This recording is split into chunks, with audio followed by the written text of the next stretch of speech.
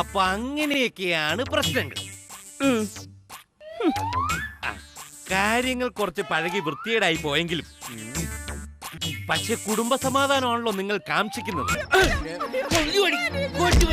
അത് ഞാൻ ശരിയാക്കി തരാം. എല്ലാം ശരിയാക്കി തരുന്ന ഒരു ഡോക്ടറാണെന്ന് സാറിനെ കണ്ടപ്പോഴേ എനിക്ക് തോന്നി. ഡോക്ടർ ബെഞ്ചമിൻ നെഞ്ചിമല അല്ലയോ? മെത്രാനച്ഛനെ കുരിശുവരെ പഠിപ്പിക്കല്ലേ. അതിന് ഡോക്ടർ മെത്രാനച്ഛനല്ലോ. ഞാൻ ലോക പ്രശസ്ത മനഃശാസ്ത്രജ്ഞനാണ്. അതിനെ മനസ്സുകളെ ഇങ്ങനെ ഞാൻ അനലൈസ് ചെയ്ത് ഉരുട്ടി മനസ്സുകളെ ഇങ്ങനെ ഉരുട്ടാനുള്ള ക്രിക്കറ്റ് ബാളാന്നോ? കള്ള് മൊട്ടത്തിലേക്ക് കയറി ഇങ്ങർക്ക് വട്ടായിരിക്കുക. ഒരു ദിവസം എത്ര കുപ്പ് വരെ അടിക്കും? പിന്നെ എണ്ണി തുടങ്ങുമ്പോ ഓഫായി പോകും. എപ്പോഴാ മദ്യപിക്കണമെന്ന് തോന്നാറുള്ളത്? എനിക്ക് വെള്ളം ചേർക്കാത്ത കള്ള് പറയുന്നത് പോലെ വികാരം എപ്പോഴും ഇങ്ങനെ വന്നോണ്ടേയിരിക്കും. വികാരം വന്നോ അപ്പൊ ഞാൻ മാറിപ്പോവും. മദ്യപിച്ചു കഴിഞ്ഞാൽ ഉടനെ ഉണ്ടാവുന്ന ചേതോ വികാരം എന്തൊക്കെയാണ്? മെക്കിട്ട് കയറും. ആരുടെ? ഓഹോ, ഒന്നും കിട്ടിയില്ലെങ്കിൽ മയക്കുറ്റിയുടെ മെക്കിട്ട് കയറും. തല്ല് കിട്ടാറുണ്ടോ? തല്ല് കൊടുക്കാറുണ്ട്. ചുമ്മാതാ ഡോക്ടറെ, ദിവസം വെറുതെ ആരുടെ കയ്യിലെങ്കിലും ഒന്ന് മേടിച്ചു കിട്ടാതെ ഇങ്ങനെ ഉറക്കം വരത്തില്ലെന്നേ. നമ്മളോടാ കളി. എന്റെ പൊന്നെ, അതല്ല സിസ്റ്റർ ഒന്ന് പുറത്തേക്ക് ഇരിക്കും. ഞാനല്ലേ ഈ പരിസരത്തൊക്കെ തന്നെ കാണണം കേട്ടോ. കൊച്ചു കുഞ്ഞിന്റെ മനസ്സാ. മാടപ്രാവിന്റെ അത്രേ ഉള്ളൂ. സൈക്കാട്രിസ്റ്റിന്റെ അടുത്ത് ഒന്നും മറച്ചു വെക്കരുത്. മറച്ചു വെച്ചാ അത് മാന്തി തുറന്നെടുക്കാൻ എനിക്കറിയാം. അല്ല, ഡോക്ടർ ഒരു തോരപ്പനാണെന്ന് ഒറ്റ നോട്ടത്തിൽ എനിക്ക് മനസ്സിലായി. ഭാര്യയുമായി എന്താ പ്രശ്നം? അവള് ശരിയല്ലോ ഡോക്ടർ. എനിക്കത് കണ്ടപ്പോഴേ തോന്നി. ഒരു സമാധാനം എനിക്ക് തരില്ലെന്നേ. പ്രേമിച്ചു കിട്ടിയതാണോ? എന്നെയോ? ഒരിക്കലും ഇല്ല. കള്ളു കുടിച്ച് കിടക്കുന്ന എനിക്ക് എവിടെയാ പ്രേമിക്കാനുള്ള നേരം? സത്യം പറയാലോ. സത്യം മാത്രമേ പറയാവൂ. ഞാനേ ഒരു റിയൽ എസ്റ്റേറ്റ് ബിസിനസ്സുകാരനാ. അപ്പൊ ബ്രോക്കർ ആണല്ലേ? അങ്ങനെയും പറയാം. ആ വകയിലെ ബ്രോക്കർ എന്നുള്ള ഒരു പേരും എനിക്ക് കിട്ടിയിട്ടുണ്ട്. ഞാനൊരു ബ്രോക്കറെ തപ്പി നടക്കുകയായിരുന്നു. എത്ര ഏക്കറിന്റെ കച്ചവടം? സ്ഥലത്തിന്റെ കാര്യമല്ല, മരുന്നിന് വേണ്ടി എനിക്കൊരു മരപ്പെട്ടിയെ വേണം. അല്ല, ഈ മരപ്പെട്ടി ഒരു വളർത്തു മൃഗമല്ല. കണ്ടിന്യൂ. അതെ, പിന്നെ സാറാമ്മയുടെ അപ്പന്റെ വസ്തു കച്ചവടത്തിന് ഞാൻ പോയത്. ആ കച്ചവടം നടന്നില്ല. പിന്നെ നടന്ന കച്ചവടം എന്ന് പറയുന്നത് ഇതാ, ആ പുറത്തേക്കുന്നത്. ആ പെടുമരണവും ഒടുക്ക എന്റെ തലയിലുമായി. ആ ഷാപ്പ് കോൺട്രാക്ടർ തോമയുടെ മകൾ അന്നാമ്മയെ എനിക്ക് കല്യാണം ആലോചിച്ചതാ. അത് നടക്കായിരുന്നത് നന്നായി. അതെന്താ? ഇല്ലെങ്കിൽ കള്ള് ഷാപ്പിൽ കിടന്ന് നിങ്ങൾ ചത്തുപോയേലേ. ഭാര്യ വിളിക്കൂ. മോളെ മോളെ. മോളും വന്നിട്ടുണ്ടോ? അയ്യോ, മോളല്ല, എന്റെ ഭാര്യയുടെ സ്നേഹം കൂടുമ്പോ ഞാൻ മോളെ തോന്നുന്ന. മോളെ സാറേ, ഇങ്ങ വാ, സാറ് വിളിക്കുന്നു. ഇരിക്കും മോളെ. അപ്പൊ മോളെ അത് ഞാൻ വിളിച്ചോളാം. മേഡം, ഈ പ്രശ്നം കേരളത്തിലെ 90% കുടുംബത്തിലും ഇപ്പോൾ സംഭവിച്ചുകൊണ്ടിരിക്കുന്ന ഒരു മഹാവിപത്താണ്. 90 പിന്നെ 91%. നിങ്ങൾ വൈകിട്ടാണെങ്കിലും. അയ്യോ, വൈകിട്ടല്ലേ, രാവിലെ തന്നെ ഞങ്ങൾ എത്തിയില്ലയോ? വൈകിട്ടാണെങ്കിലും നിങ്ങൾ ഇവിടെ വന്നത് നന്നായി. സംഗതി മൂത്തുപോയി. സാരമില്ല, പരിഹാരം കാണാം. മഹനീയ ദാമ്പത്യത്തിൽ പൂക്കൾ വല്ലതും വിരിഞ്ഞിട്ടുണ്ടോ? പൂക്കളുണ്ടോന്നോ? മുറ്റം നിറച്ച് പൂക്കളില്ലയോ? അതല്ല ഞാൻ ചോദിച്ചത്. കുട്ടികൾ വല്ലതും ഉണ്ടോ? ഉണ്ടോടി? ഉണ്ട്, 2 പെൺപൂക്കൾ. വിവാഹാനന്തരം നിങ്ങൾക്ക് ഓർമ്മിക്കാൻ മധുരമുള്ള എന്തെങ്കിലും നിങ്ങൾക്ക് തന്നിട്ടുണ്ടോ? അയ്യോ, ആദ്യ രാത്രിയിൽ ഞാൻ 2 ലഡ്ഡു വാങ്ങിച്ചു കൊടുത്തതാ. നീളം വര, സൈഡ് വര, നെറുകെ വര, കുറി വര. 1 2 1 2 3 4 5 എന്ത് 6 7 8. അതല്ല ഞാൻ പറഞ്ഞത്. പിന്നെ ഇതൊരു ശാസ്ത്രമാണ്.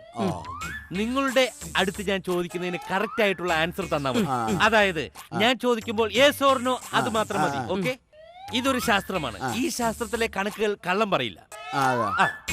4 2 6 6 2 8 8 6 12 ആയിരിക്കും.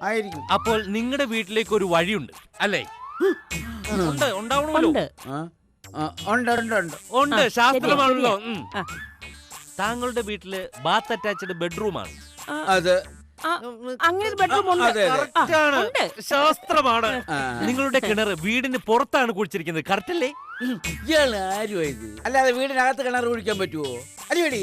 നിങ്ങൾക്ക് രണ്ടുപേർക്കും കൂടെ ഒറ്റ ബെഡ്റൂം അല്ലോ. രണ്ട് പൂക്കളല്ലെങ്കിൽ വിരിയോ? ഇത് ശാസ്ത്രമാണ്, പരിഹസിക്കാനുള്ളതല്ല കേട്ടോ.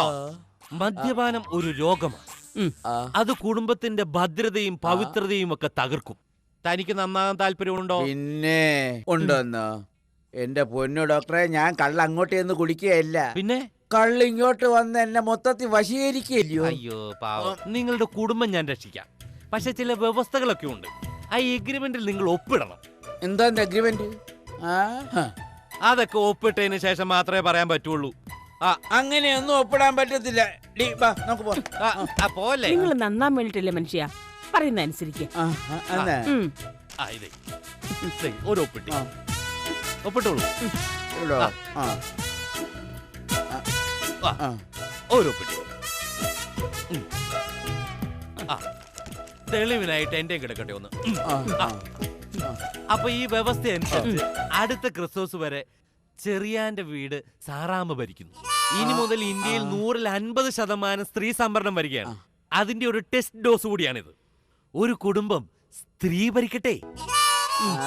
ഭർത്താവ് ചെയ്യേണ്ട എല്ലാ ജോലിയും ഭാര്യ ചെയ്യണം, ഭാര്യ ചെയ്യേണ്ട എല്ലാ ജോലിയും ഭർത്താവ് ചെയ്യണം. അയ്യോ, ഒടിഞ്ഞു പോയി.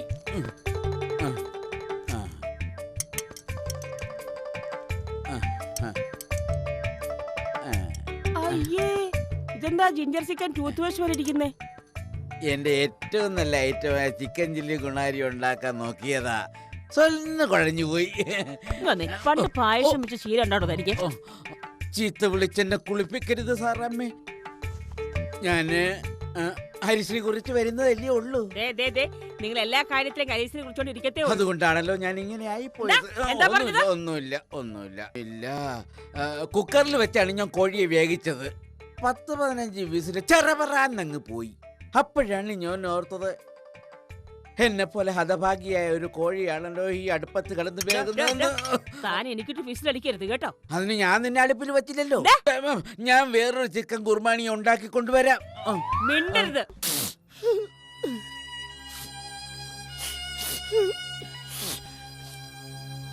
അയ്യോ പടവലാതി, എന്തുവാ നീ കരയുന്നേ? ഉള്ളി പൊളിച്ചതാ. അത്രേ ഉള്ളു. അല്ല പടവലാതി, സാറാമ്മ എന്നെ എടുത്തിട്ട് പെരുമാറുന്നത് പോലെ ചെന്താമരം നിന്നെ എടുത്തിട്ട് താങ്ങാറുണ്ടോ? അതില്ല. കാര്യം അവൾ എന്നെ മീൻ ചന്ത തോറ്റു പോണ തെറി പറയുമെങ്കിലും അവളൊരു തൊട്ടാ പാടിയാ. ഞാനൊന്ന് തൊട്ടാ മതി, അവള് വാടിപ്പോ. അപ്പൊ നീ ഇതുവരെ തൊട്ടിട്ടില്ലയോ?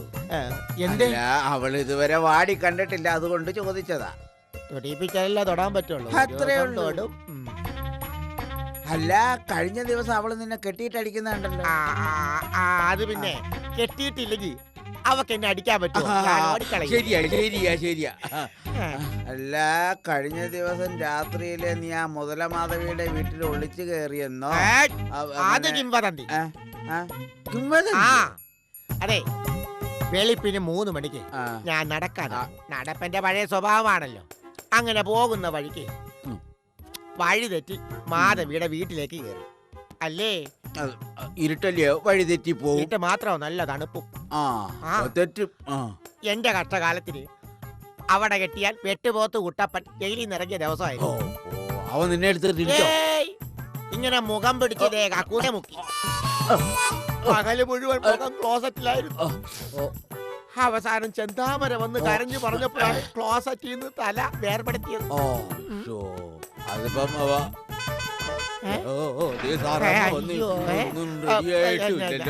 ഞാനിവിടെ വന്നിട്ടില്ലേ? ഞാനിവിടെ എല്ലാ മൂലം നിനക്കറിയാലോ. എങ്ങോട്ടെങ്കിലും പോയി വിളിച്ചോ, എന്നെ കൊല്ലു.